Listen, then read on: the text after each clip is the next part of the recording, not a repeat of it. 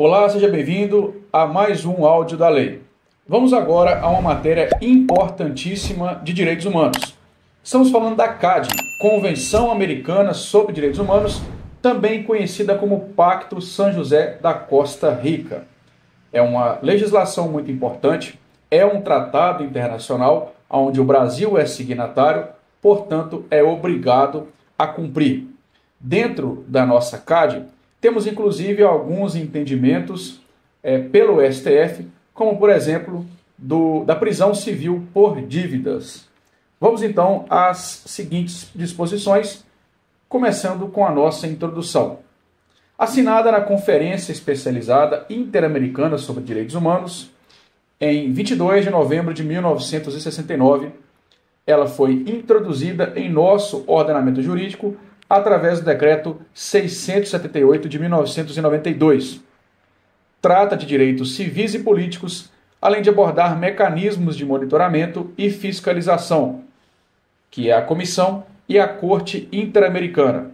Em uma pequena parte do artigo 26, menciona direitos econômicos, sociais e culturais, ou seja, direitos de segunda dimensão.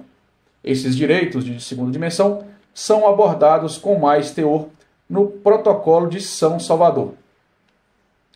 Dentre os sistemas regionais, interamericano, europeu e africano, o interamericano é o mais cobrado em prova. Por isso, uma relevante necessidade de estudar estas disposições. Começando com o preâmbulo. Os Estados americanos signatários da presente convenção, reafirmando seu propósito de consolidar neste continente, dentro do quadro das instituições democráticas, um regime de liberdade pessoal e de justiça social fundado no respeito dos direitos essenciais do homem, reconhecendo que os direitos essenciais do homem não derivam do fato de ser ele nacional de determinado Estado, mas sim do fato de ter como fundamento os atributos da pessoa humana, razão por que justificam uma proteção internacional de natureza convencional, coadjuvante ou complementar da que oferece o direito interno dos Estados americanos.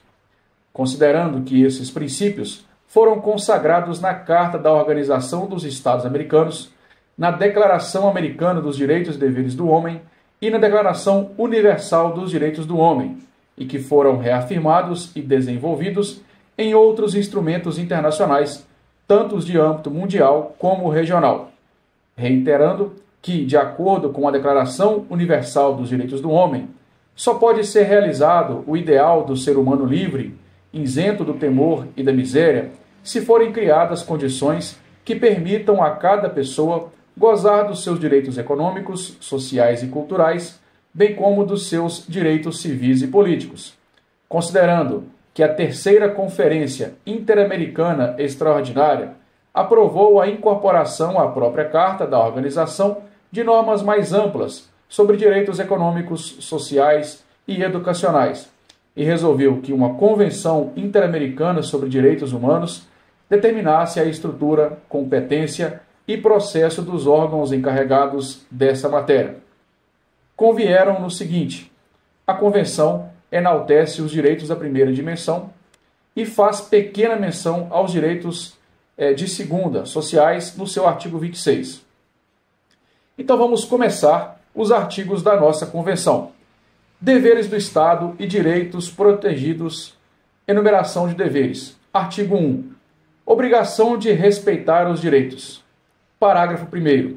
Os Estados partes nessa Convenção comprometem-se a respeitar os direitos e liberdades nela reconhecidos e a garantir seu livre e pleno exercício a toda pessoa que esteja sujeita à sua jurisdição, sem discriminação alguma por motivo de raça, cor, sexo, idioma, religião, opiniões políticas ou de qualquer outra natureza, origem nacional ou social, posição econômica, nascimento ou qualquer outra condição social.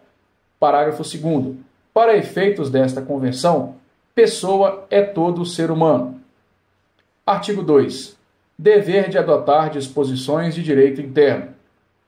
Se o exercício dos direitos e liberdades mencionados no artigo 1 ainda não estiver garantido por disposições legislativas ou de outra natureza, os Estados-partes comprometem-se a adotar, de acordo com suas normas constitucionais e com as disposições desta Convenção, as medidas legislativas ou de outra natureza que forem necessárias para tornar efetivos tais direitos e liberdades.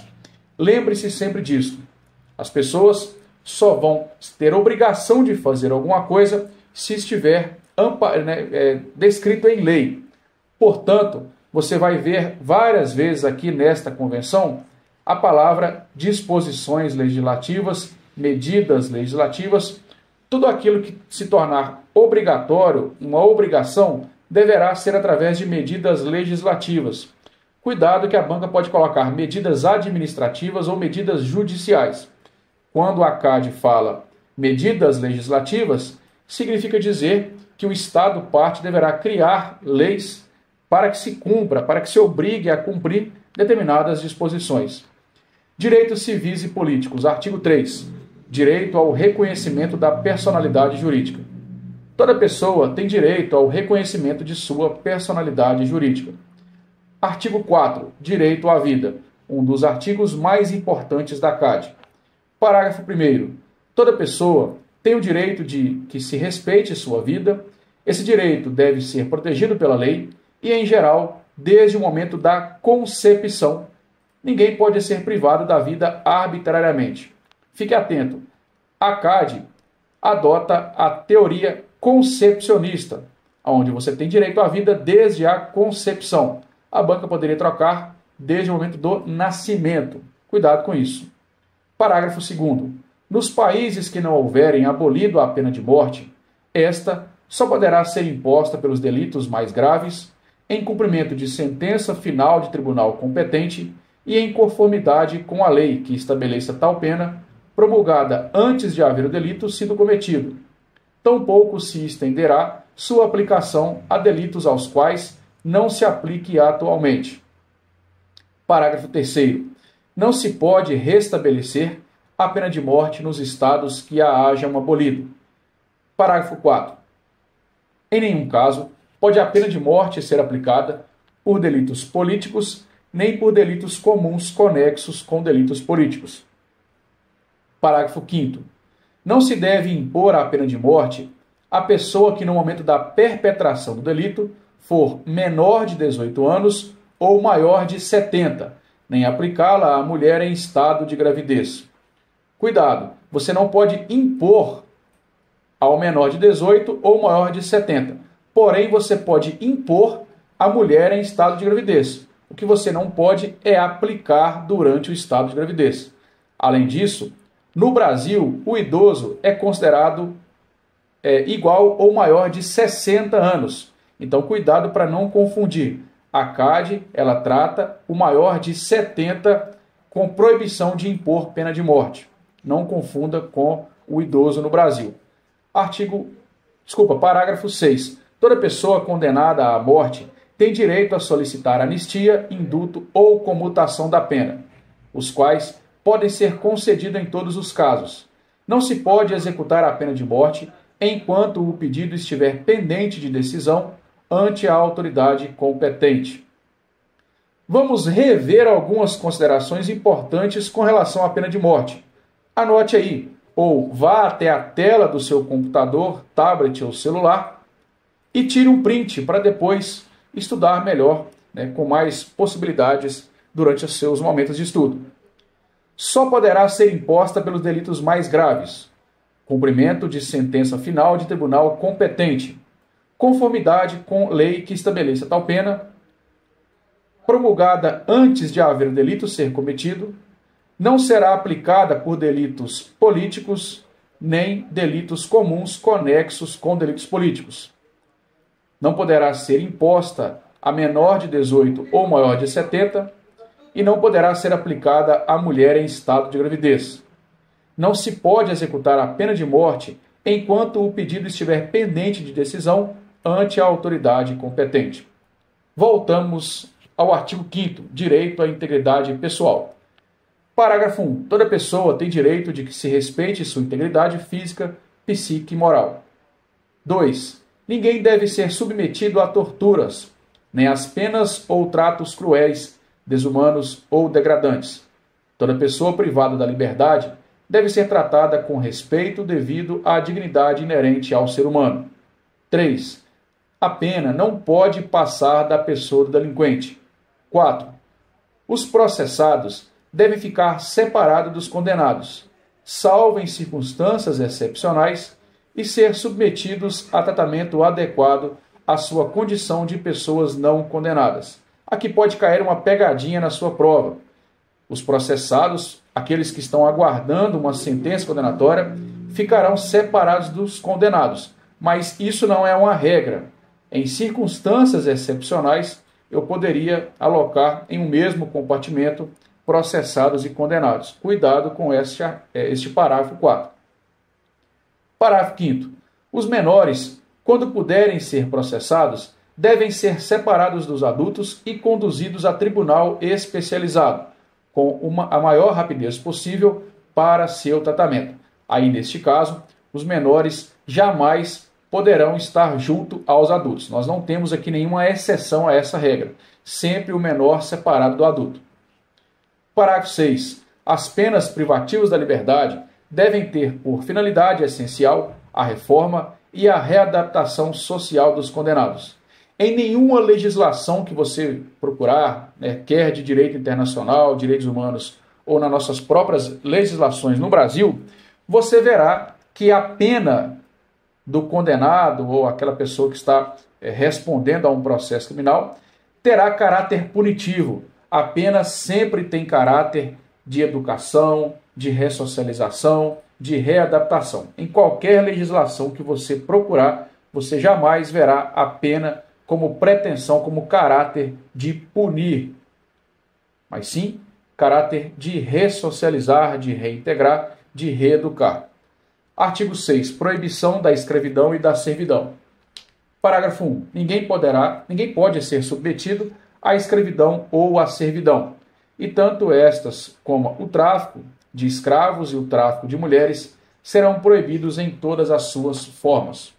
A escravidão, servidão e tortura jamais em qualquer legislação, certo? Parágrafo 2º. Ninguém deve ser constrangido a executar trabalho forçado ou obrigatório. Nos países em que se prescreve para certos delitos pena privativa de liberdade acompanhada de trabalhos forçados, esta disposição não pode ser interpretada no sentido de que proíbe o cumprimento da dita pena, imposta por juiz ou tribunal competente. O trabalho forçado não deve afetar a dignidade nem a capacidade física e intelectual do recluso. Cuidado para não confundir o trabalho forçado aqui na CAD com o trabalho forçado na Constituição Federal. A Constituição Federal veda o trabalho forçado no sentido de fato, obrigar o sujeito a fazer coisas que ele não consegue, de fato, forçar a trabalhar, como se fosse uma escravidão ou servidão. Os trabalhos forçados mencionados aqui na CAD são mais no sentido de obrigatórios, como, por exemplo, aqueles previstos na Lei de Execução Penal, onde o preso condenado é obrigado a trabalhar. Porém, ele é obrigado a trabalhar apenas na medida das suas aptidões físicas e mentais, naquilo que ele de fato consegue. Por isso, no parágrafo 3º, a CAD menciona o seguinte: não constituem trabalhos forçados ou obrigatórios para os efeitos deste artigo. Inclusive, parágrafo muito recorrente em prova. A linha A. Os trabalhos ou serviços normalmente exigidos de pessoa reclusa em cumprimento de sentença ou resolução formal expedida pela autoridade judiciária competente. Tais trabalhos ou serviços devem ser executados sob a vigilância e controle das autoridades públicas e os indivíduos que as executarem não devem ser postos à disposição de particulares, companhias ou pessoas jurídicas de caráter privado. A linha B. O serviço militar e nos países onde se admite a isenção por motivo de consciência, o serviço nacional que a lei estabelecer em lugar daquele. A linha C. O serviço imposto em casos de perigo ou calamidade que ameace a existência ou o bem-estar da comunidade. A linha D. o trabalho ou serviço que faça parte das obrigações cívicas normais. Então, todos esses não são considerados trabalhos forçados. Aqui a banca pode colocar uma questão marque é incorreta ou não é considerado um trabalho forçado, não deve ser considerado um trabalho forçado. Pode cair alguma questão nesse sentido, como já caiu várias outras vezes, fique atento. Artigo 7. Direito à liberdade pessoal. Parágrafo 1. Toda pessoa tem direito à liberdade e à segurança pessoais. 2. Ninguém pode ser privado de sua liberdade física, salvo pelas causas e nas condições previamente fixadas pelas constituições políticas dos Estados-parte ou pelas leis de acordo com elas promulgadas. 3. Ninguém pode ser submetido à detenção ou encarceramento arbitrários. Cuidado, você pode ser submetido à detenção ou encarceramento. O que não pode é de maneira arbitrária. Inclusive, essa previsão também está na Declaração Universal de Direitos Humanos. Parágrafo 4. Toda pessoa detida ou retida deve ser informada das razões da sua detenção e notificada sem demora da acusação ou acusações formuladas contra ela. 5. Toda pessoa detida ou retida deve ser conduzida sem demora à presença de um juiz ou outra autoridade autorizada pela lei a exercer funções judiciais e tem direito a ser julgada dentro de um prazo razoável ou a ser posta em liberdade sem prejuízo do que prossiga o processo. Sua liberdade pode ser condicionada a garantias que assegurem o seu comparecimento em juízo. Parágrafo 6. Toda pessoa privada da liberdade tem direito a recorrer a um juiz ou tribunal competente, a fim de que este decida sem demora sobre a legalidade de sua prisão ou detenção e ordene sua soltura se a prisão ou detenção forem ilegais. Nos Estados partes, cujas leis prevêem que toda pessoa que se vê ameaçada de ser privada de sua liberdade tem direito a recorrer a um juiz ou tribunal competente, a fim de que este decida sobre a legalidade de tal ameaça. Tal recurso não pode ser restringido nem abolido.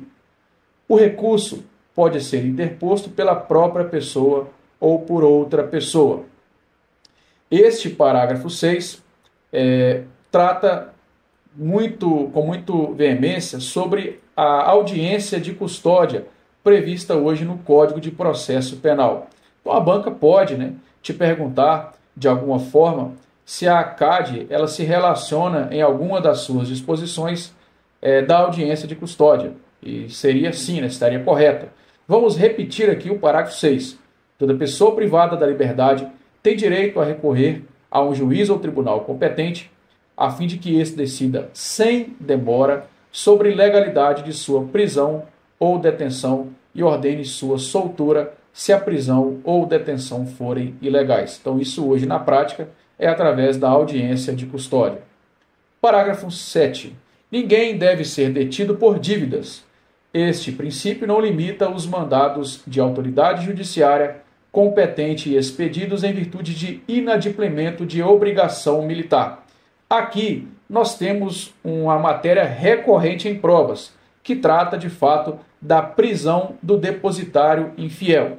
O artigo 5º da nossa Constituição permite a prisão por dívidas do depositário infiel e da obrigação alimentar. Porém, a CAD somente permite pelo inadimplemento da obrigação alimentar, que no caso, por exemplo, seria a pensão alimentícia.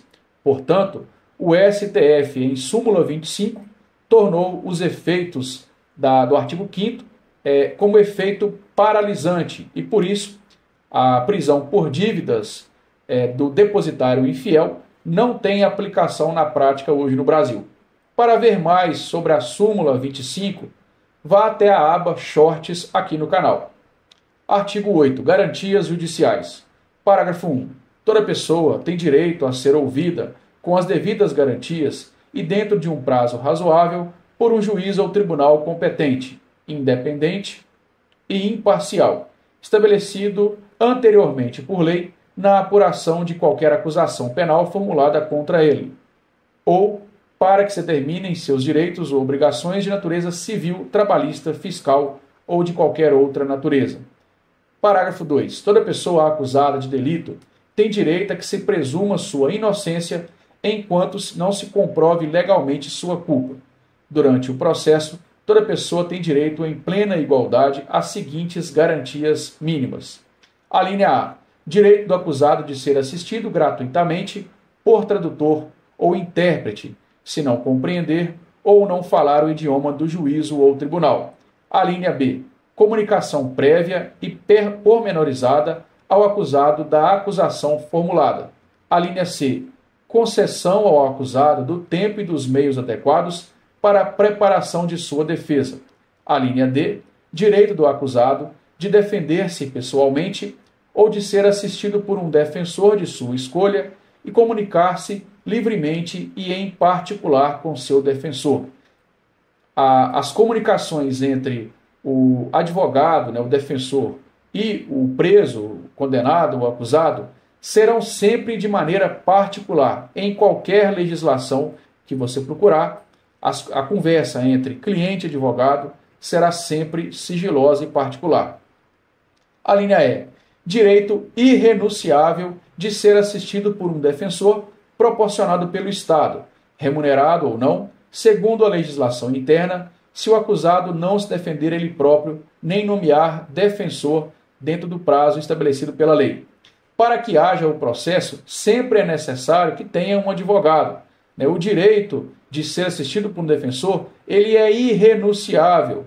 Às vezes vimos crimes bárbaros, como estupro, homicídios, crimes hediondos, e nos perguntamos como é que um advogado pega uma causa dessa. Mas para que se permaneça com a ação penal, é necessária a presença do advogado. E geralmente um defensor ou até mesmo um advogado constituído pela própria pessoa. A linha F. Direito da defesa de inquirir as testemunhas presentes no tribunal e obter o comparecimento como testemunhas ou peritos de outras pessoas que possam lançar luz sobre os fatos. E, por fim, a linha G. Direito de não ser obrigado a depor contra si mesma, nem a declarar-se culpada. E nós temos aqui, na verdade, a linha H. Direito de recorrer da sentença para juiz ou tribunal superior. Então, anote todos esses garantias judiciais, também muito recorrente em prova. Parágrafo 3. A confissão do acusado só é válida se feita sem coação de nenhuma natureza. 4. O acusado absolvido por sentença passada em julgado não poderá ser submetido a novo processo pelos mesmos fatos. 5. O processo penal deve ser público, salvo no que for necessário para preservar os interesses da justiça. Artigo 9. Princípio da legalidade e da retroatividade.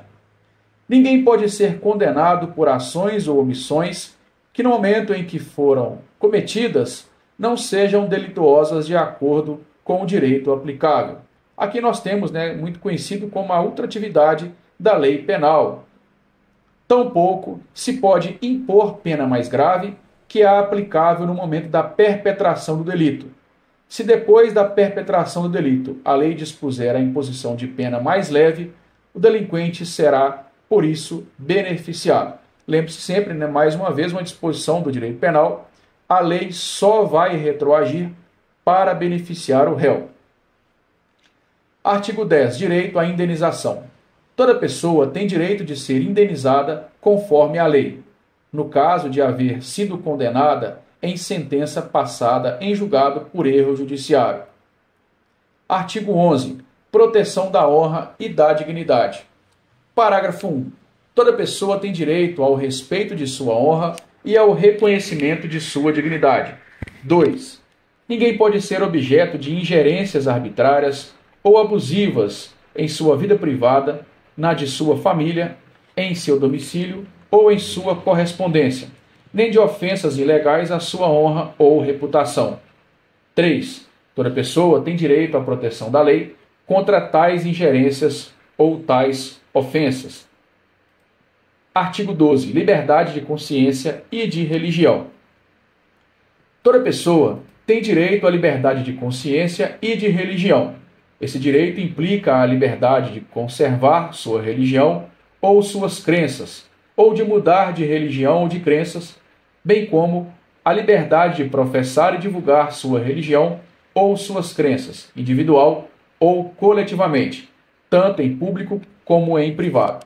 Mesma coisa, em qualquer legislação internacional ou brasileira, o direito à religião sempre será preservado. Parágrafo 2. Ninguém pode ser objeto de medidas restritivas que possam limitar sua liberdade de conservar sua religião ou suas crenças, ou de mudar de religião ou de crenças.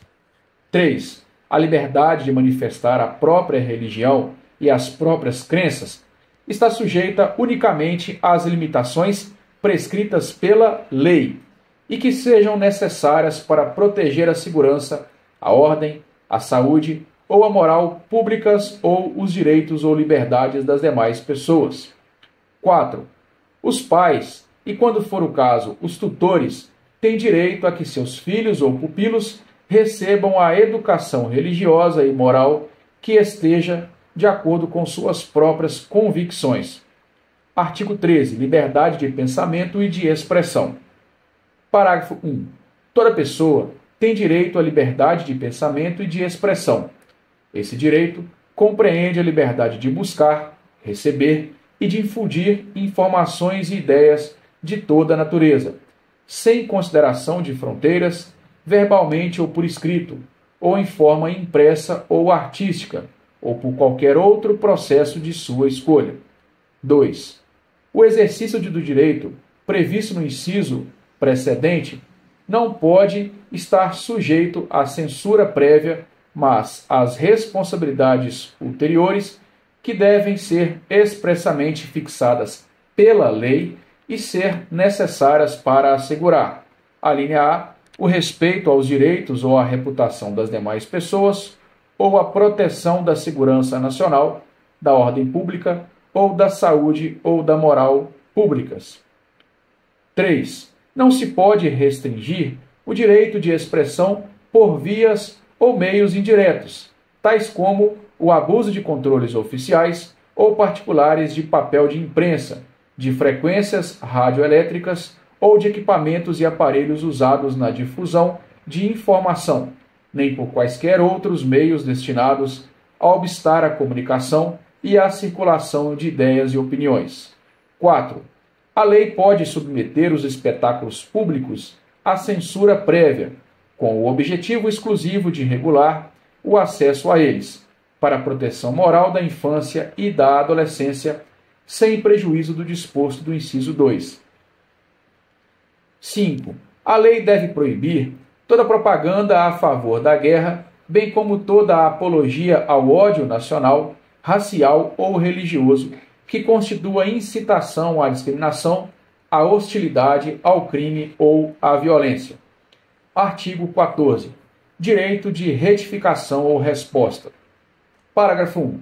Toda pessoa atingida por informações inexatas ou ofensivas emitidas em seu prejuízo por meio de difusão legalmente regulamentados e que se dirijam ao público em geral, tem direito a fazer pelo mesmo órgão de difusão sua retificação ou resposta nas condições que estabeleça a lei.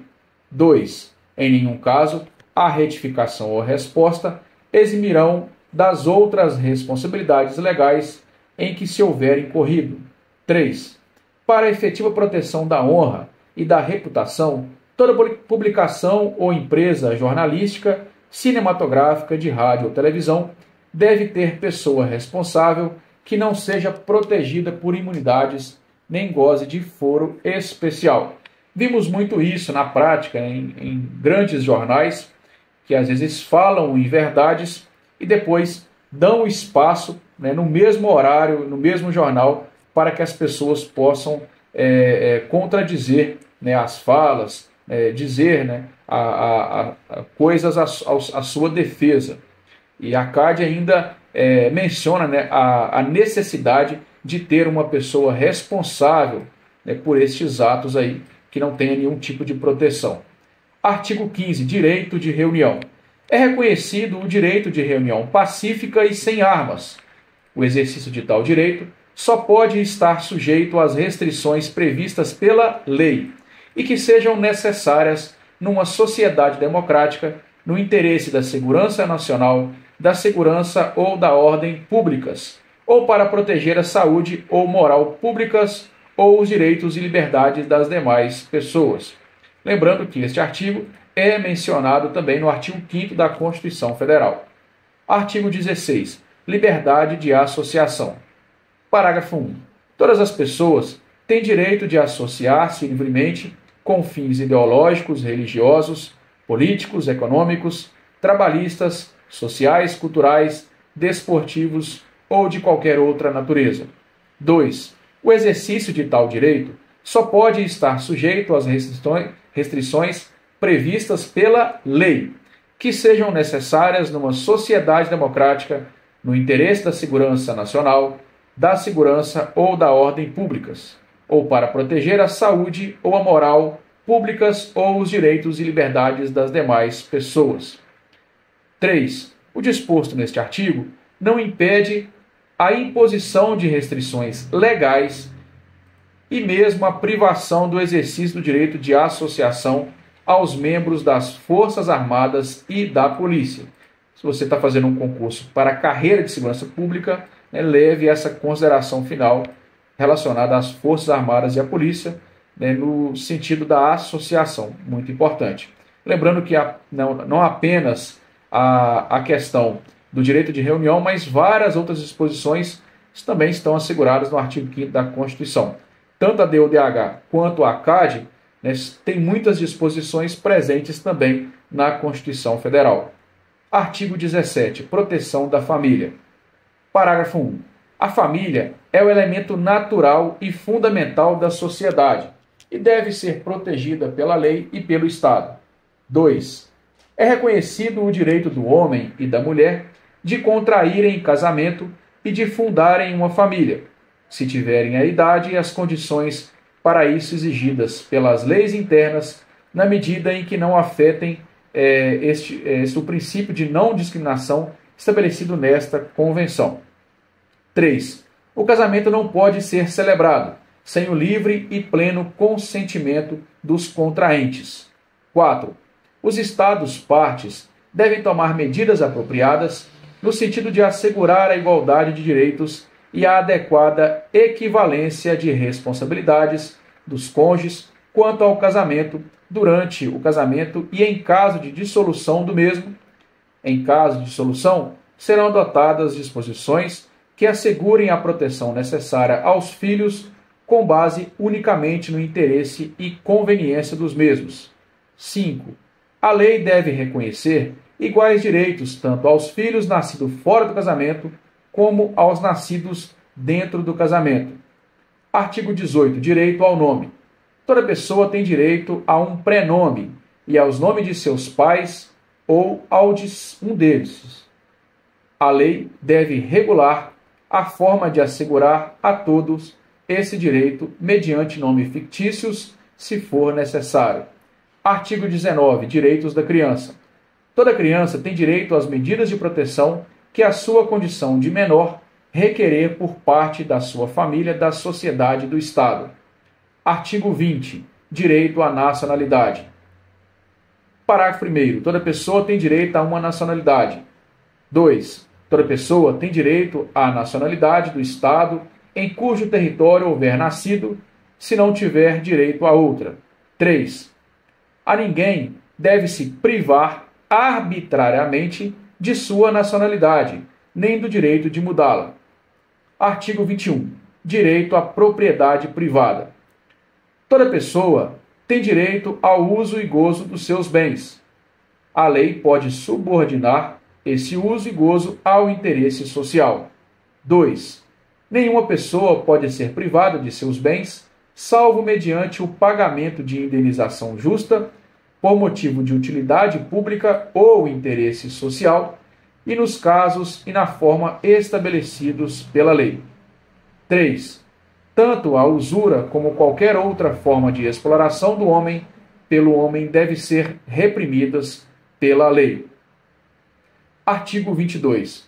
Direito de circulação e de residência. Parágrafo 1. Toda pessoa que se ache legalmente no território de um Estado tem direito de circular nele e de nele residir em conformidade com as disposições legais. 2. Toda pessoa tem o direito de sair livremente de qualquer país, inclusive do próprio. 3. O exercício dos direitos acima mencionados não pode ser restringido, senão em virtude de lei, na medida indispensável numa sociedade democrática para prevenir infrações penais ou para proteger a segurança nacional, a segurança ou ordens públicas, a moral ou a saúde públicas ou os direitos e liberdades das demais pessoas. Vimos com muita frequência durante a época da pandemia do coronavírus vários municípios ou estados restringindo o acesso de pessoas em vias públicas através de decreto, que, neste caso, não é permitido, porque nós só podemos ter a obrigação de fazer através de lei. Portanto, fique atento à CADE, a banca pode mencionar na CADE esse restringimento através de portaria, resolução ou decretos. Cuidado, a restrição será sempre em virtude de lei. Parágrafo 4. O exercício dos direitos reconhecidos no inciso 1 pode também ser restringidos pela lei em zonas determinadas por motivo de interesse público. 5. Ninguém pode ser expulso do território do Estado do qual for nacional, nem ser privado do direito de nele entrar. 6. O estrangeiro que se ache legalmente no território de um Estado parte nesta convenção só poderá dele ser expulso em cumprimento de decisão adotada de acordo com a lei. 7. Toda pessoa tem o direito de buscar e receber asilo em território estrangeiro, em caso de perseguição por delitos políticos ou comuns conexos com delitos políticos, e de acordo com a legislação de cada Estado e com os convênios internacionais. 8. Em nenhum caso, o estrangeiro pode ser expulso ou entregue a outro país, seja ou não de origem, onde seu direito à vida ou à liberdade pessoal esteja em risco de violação por causa da sua raça, nacionalidade, religião, condição social ou de suas opiniões políticas. 9. É proibida a expulsão coletiva de estrangeiros. Importantíssimo, este inciso 9. Vamos repetir? É proibida a expulsão coletiva de estrangeiros. Artigo 23, direitos políticos. 1.